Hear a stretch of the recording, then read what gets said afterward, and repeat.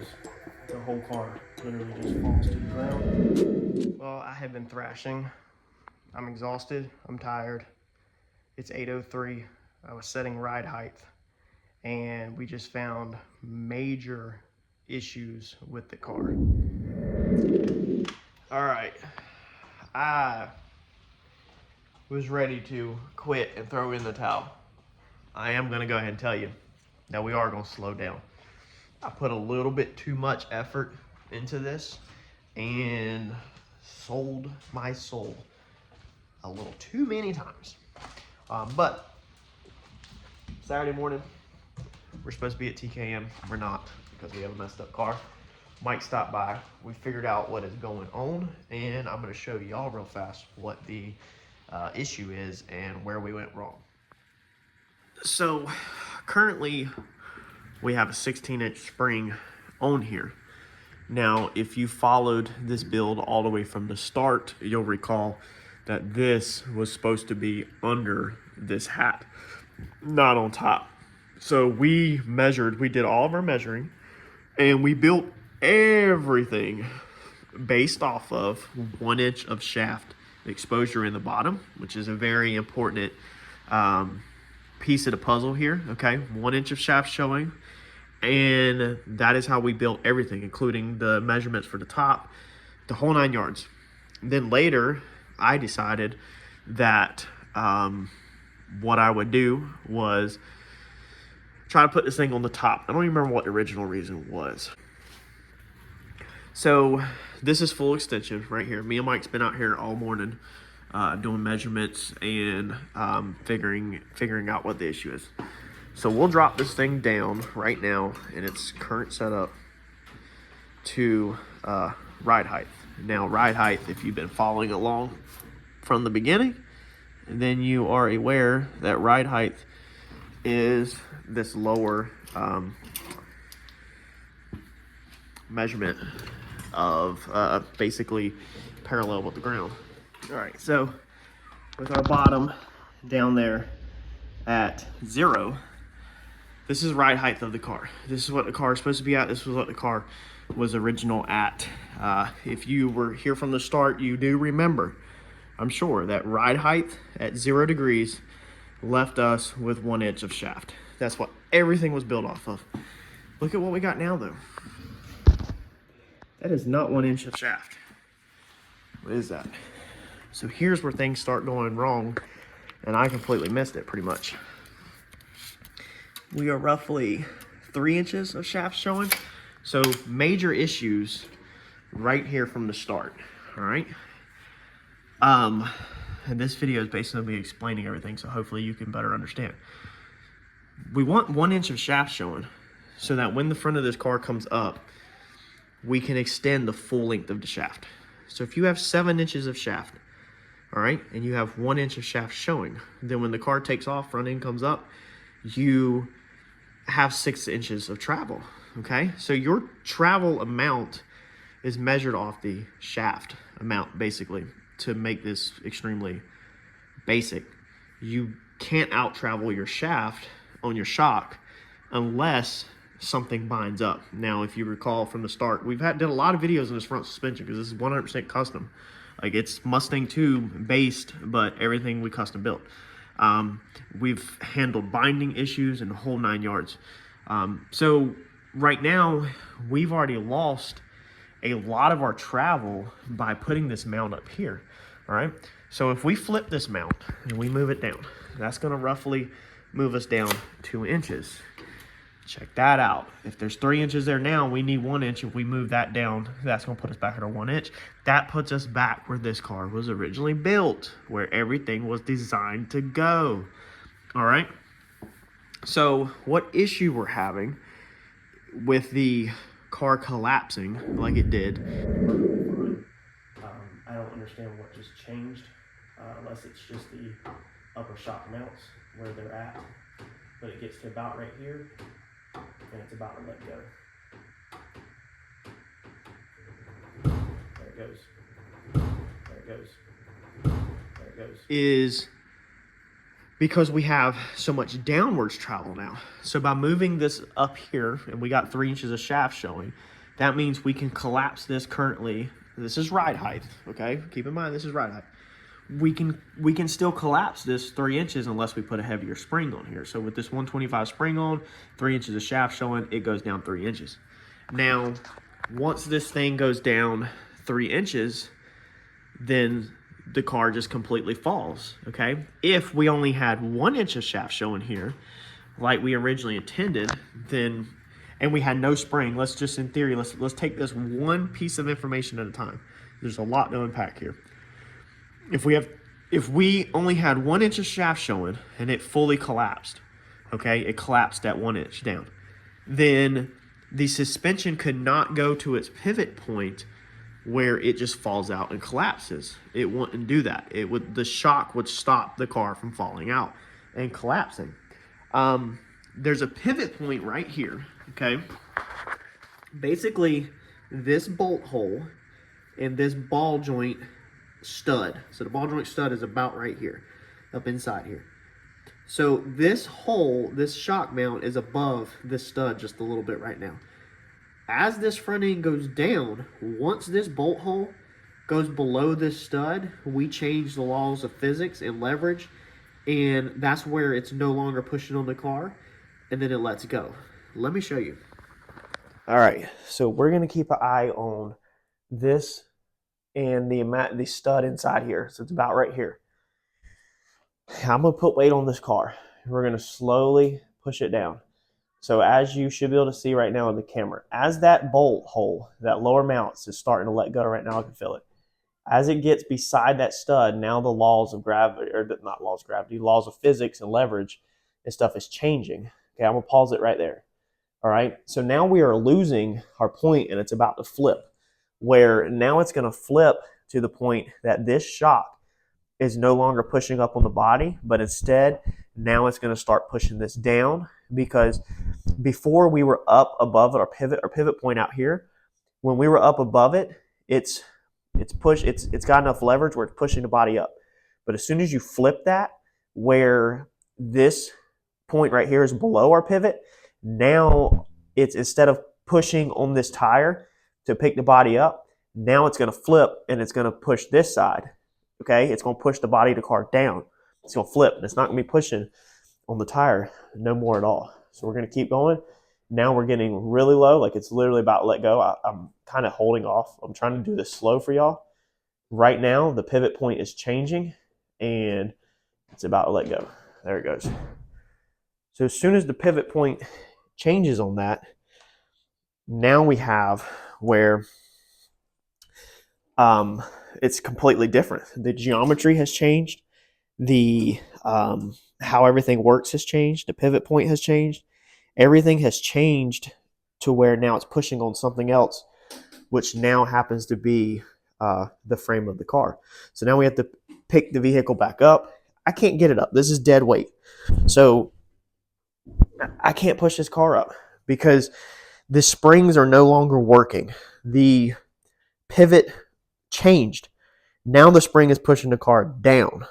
So I'm trying to pick up against the spring is trying to hold down, versus on normal situations, you're pushing your tire down on all cars and picking the body up. Our pivot point just rolled. It changed. So let's get this jack. Let's get back underneath here. And we have got to reverse our pivoting point. All right. Back up. And if you were here, you could feel it right there. Right there. As soon as I bumped it, you could feel the change. The tension in the jack changes because now the spring is helping me. Okay. When this thing is, if you notice, let me see if I can go all the way back down with it. Let's go all the way back down. Let's collapse it again. I want to show you. Being the pivot point changes, the spring is also fully collapsed. Okay. And I don't think there's no shaft showing right now. Let me see. No, there's no shaft showing. It's completely bottomed out. The spring is collapsed because now the force has different. It has changed basically.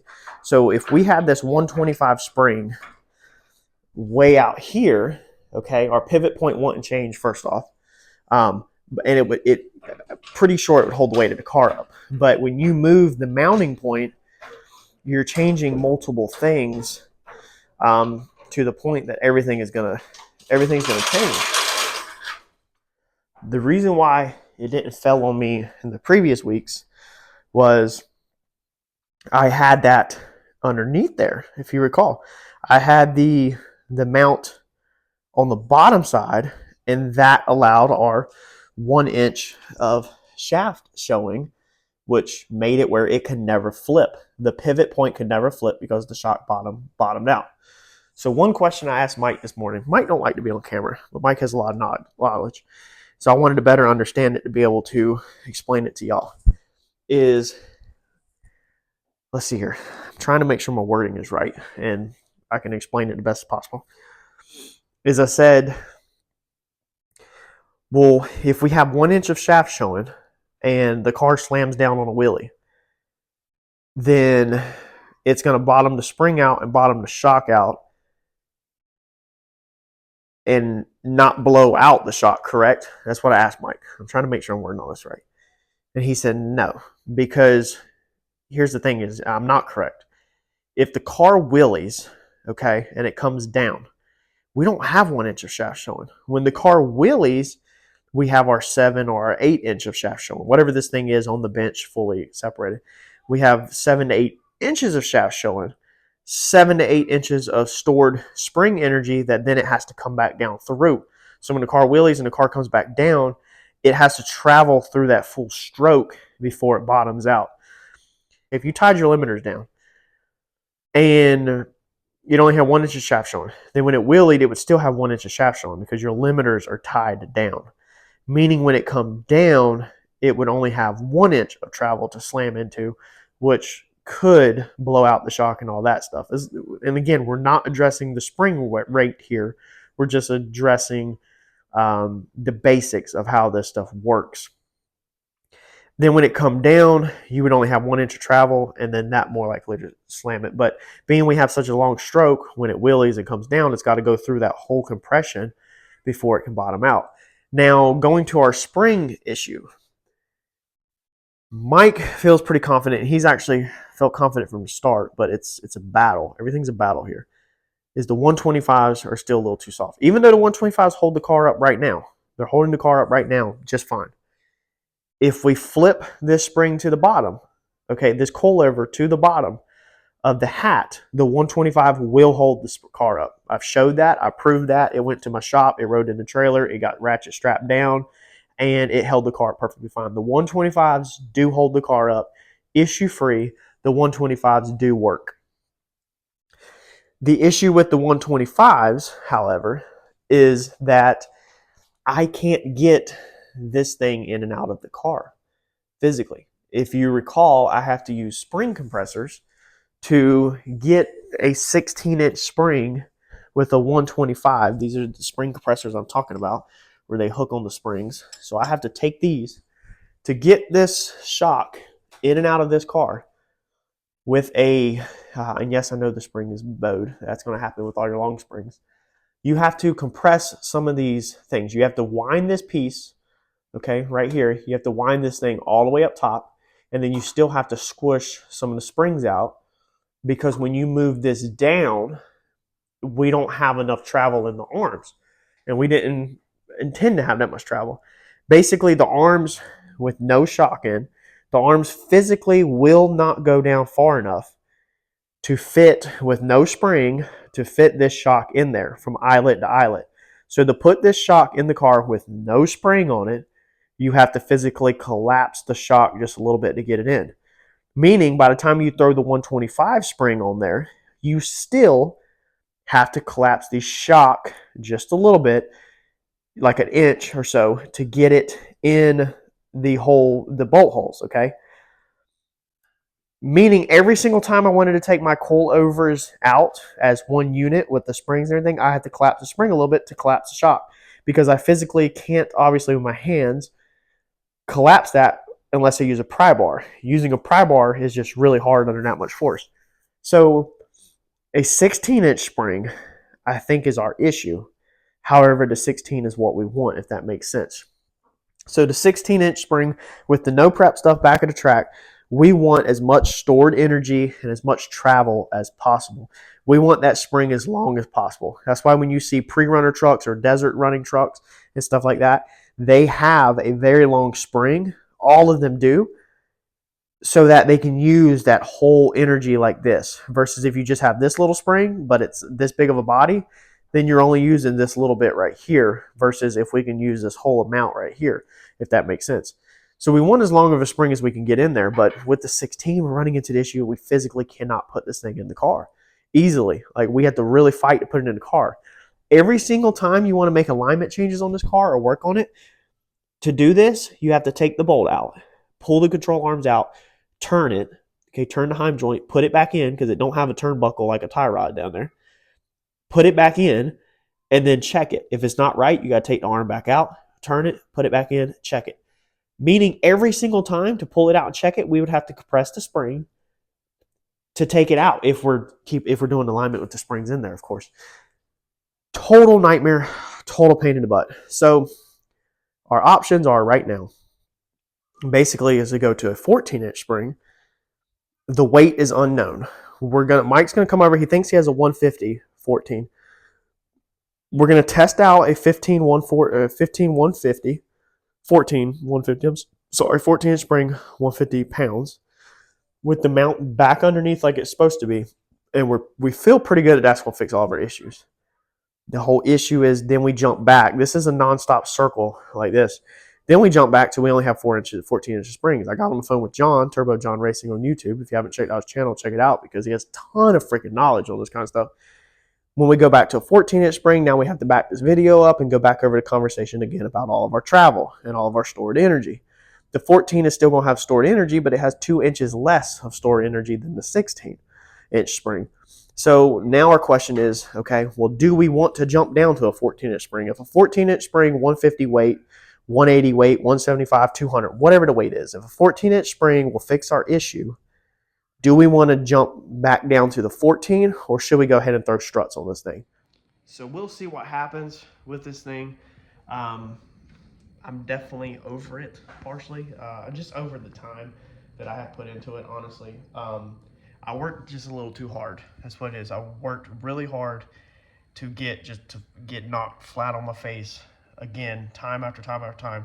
We went through a lot of issues. We had where the car would not work with the trans brake. That was a wiring issue. That took a lot of brain power and mental capacity to think and sort out and figure out the problem.